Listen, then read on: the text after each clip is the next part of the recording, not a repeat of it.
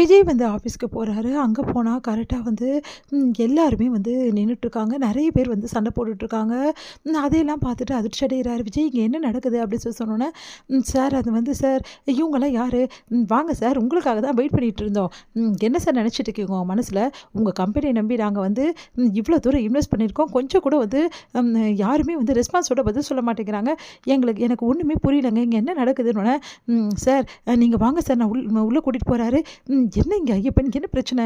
எல்லாருமே கேட்குறாரு. ஸ்டாஃப்ஸ் எல்லாருமே என்னதாங்க இங்க பிரச்சனை? அப்படி சொல்லி, சார் இந்த மாரி சைட்ல பிரச்சனை சார். வேலையே நடக்கல சார். அதனால தான் சார் எல்லாருமே நம்ம கிட்ட வந்து இருக்க கஸ்டமர்ஸ் எல்லாருமே வந்து பிரச்சனை பண்றாங்க சார். நீங்க என்ன சொல்றீங்க? இந்த இஷ்யூ இருக்குன்னு ஏன் என்கிட்ட சொல்லல? சார் நாங்க முன்னாடியே உங்க சித்தப்பா கிட்ட சொல்லிட்டோம் சார். அவர் உங்ககிட்ட சொல்லிட்டாருன்னு சொல்லிட்டு சொல்றாரு சார். அப்படின்னோனே, சித்தப்பா அப்படின்னு சொல்லி டென்ஷனா வராரு. நான் என்ன பண்றது விஜய்? உன்கிட்ட சொல்லாம தான் நெனச்சேன். நீ தான் உன் பொண்டாட்டியோட பிரச்சனையில பயங்கர பிஸியா இருக்கியே! எப்படி நான் சொல்ல முடியும்? ஏதாவது சொல்ல வந்தா கூட என்கிட்ட எங்க கேட்குற? உன் பொண்டாட்டியோட ஜனங்களுக்கும், உன் பொண்டாட்டியோட வீட்ல இருக்கவங்களுக்குமே வந்து இந்த பிரச்சனைய சால்வ் பண்ணவே உனக்கு சரியா இருக்கு. நான் ஒண்ணும் பண்ண முடியாது அப்படின்றாரு. ச்சே! அப்படின்னு சொல்லிட்டு டென்ஷன் ஆகுறாரு. வேணும்னே வந்து என்ன பழி வாங்குறதுக்கு இப்படி பண்ணியிருக்காரு இவரு. ச்சே! இவர போய் நம்பின பாருங்க. நீங்க என்னங்க நீங்க?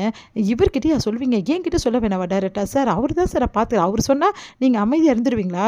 இவ்ளோ பெரிய பிரச்சனைய ஹேண்டில் பண்ணியிருக்கீங்க. இதெல்லாம் நல்லாவா இருக்கு நீங்க பண்றதெல்லாம்? அப்படி சொல்லிட்டு, சார் வெளிய போகாதீங்க சார். அவங்க ஓவரா பேசிட்டு இருக்காங்க சார். வேணாம் சார் நான் பார்த்துக்கிறேன். அவங்கள என்ன நம்பி தானே இன்வெஸ்ட் பண்ணாங்க. நான் பார்த்துக்கிறேன். அப்படி சொல்லிட்டு விஜய் வெளிய வராரு. தயவு செய்து எல்லாரும் என்ன மன்னிச்சிடுங்க ப்ளீஸ் அப்படின்னோனே, சார் இல்ல சார் நாங்க நெறைய இன்வெஸ்ட் பண்ணியிருக்கோம் சார். எங்களது வேலையெல்லாம் அப்படியே நிக்குது. நீங்களே சொல்லுங்க சார். நாங்க வந்து ஒரு வீடு வாங்கணும் தானே சார் ஆசைப்பட்டு உங்ககிட்ட வந்திருக்கோம். அப்போ நீங்க அந்த கரெக்ட் டைம்க்கு குடுக்கலன்னா எப்படி சார்?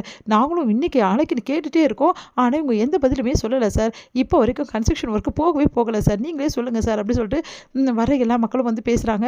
இங்க பாருங்க இந்த விஷயம் எனக்கு கண்டிப்பா எனக்கு தெரியாது. நான் கொஞ்சம் வந்து கேர்லெஸ்ஸா இருந்துட்டேன். என் மேல தான் தப்பு. தயவு செய்து மன்னிச்சிடுங்க. இந்த மாரி இன்னொரு டைம் நடக்கவே நடக்காது. சரி யார் யாருக்கு என்னென்ன ப்ராப்ளம்ஸ், எவ்வளோ நாள் வீடு இருக்கு எல்லாமே நான் பார்த்துக்கிறேன். எல்லாரோட நேம்ஸும் நான் நோட் பண்ணியிருக்கேன். எந்த பிரச்சனையும் கிடையாது. இதுக்கப்புறம் உங்க வீடு கண்டிப்பா நான் நிக்காது. அந்த 100% ஷூரிட்டி நான் தரேன் உங்களுக்கு அப்படின்னு சொல்றாரு. அத கேட்டுட்டு வந்து மக்கள் வந்து யோசிக்கிறாங்க. சரி சார் எங்களுக்கு கரெக்ட் டைம் கிடைச்சிடுங்க. கன்ஸ்ட்ரக்ஷன் போல நீங்க கவலைப்படாதீங்க. கன்ஸ்ட்ரக்ஷன் எவ்வளோ சீக்கிரம் பண்ண முடியுமோ அவ்வளோ சீக்கிரம் ஃபாஸ்ட்டா பண்ணி உங்களுக்கு வீட நான் ஒப்படைக்கிறேன். நான் நிஜமாங்க சொல்றேங்க அப்படின்னு சொல்லிட்டு எல்லார்கிட்டயுமே வந்து ப்ராமிஸ் பண்றாரு விஜய். சரிங்க சார் நீங்க இவ்வளோ சொல்றீங்க. அதுக்காக தான் நாங்க போறோம். ஆனா கரெக்ட் டைம்க்கு வந்து எங்களுக்கு வீடு கிடைக்கலனா அப்புறம் நாங்க வந்து கோர்ட் கேஸ்ன்னு போ வேண்டியது இருக்கும் அப்படின்னு சொல்லிட்டு போறாங்க. சரிங்க சார் நாங்க பார்த்துக்குறோம் அப்படின்னு சொல்லிட்டு எல்லாரையும் அனுப்பிச்சு விட்டாங்க.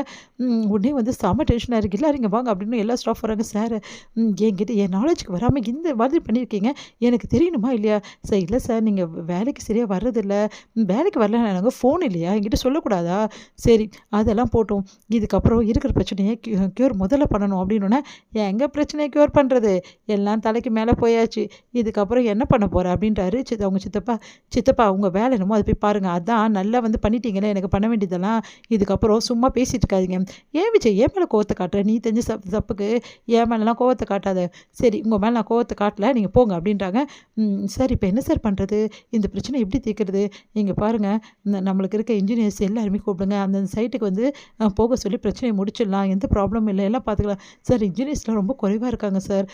அந்த மாரி வந்து பண்ண முடியாது சார்ன்னோனே, சரி ஓகே அதுக்கு நான் அரேஞ்ச் பண்றேன் சார். இப்போ உடனே அரேஞ்ச் பண்ணி உடனே இன்டர்வியூ பண்ணி எப்படி சார் வருவாங்க? அதுக்கு குறைஞ்சபட்சம் ஒரு 10, 15 நாள் ஆயிடுமே சார். நீங்க என்ன சொல்றீங்க? ஆமா சார். சைட்ல அட்லீஸ்ட் ஒரு இன்ஜினியராவது வேணும் சார் நம்மளுக்கு. அப்பதான் வேலை கொஞ்சம் நெஞ்சம் வச்சு அவர வச்சு கொஞ்சம் பார்க்கலாம்.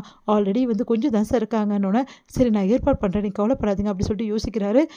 இங்க வந்து காவேரி வந்து கால் பண்றாங்க. என்ன விஷயம் காவேரி? அப்படின்னோனே, என்னாச்சுங்க? ஒரே டென்ஷனா இருக்கீங்கன்னோனே, நான் என்னென்னமோ கேள்விப்பட்டேனே. யார் சொன்னது? எல்லாம் உங்க சித்தப்பா தான் வீட்ல வந்து ஒரே வந்து சொல்லிட்டு இருக்காரு. என்னால தான் பிரச்சனைன்னு பேசிட்டு இருக்காரு அப்படின்னோனே, காவேரி நான் பார்த்துக்கிறேன் அப்படின்றாங்க. காவேரி இங்க வந்து வெளிய கார்டன்ல பேசிட்டு கிருஷ்ணா எல்லாத்தையும் கேட்குறாரு.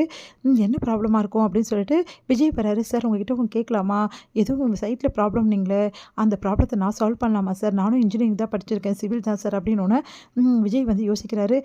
என்ன சார் சொல்றீங்க? சரி வாங்க அப்படின்றாரு.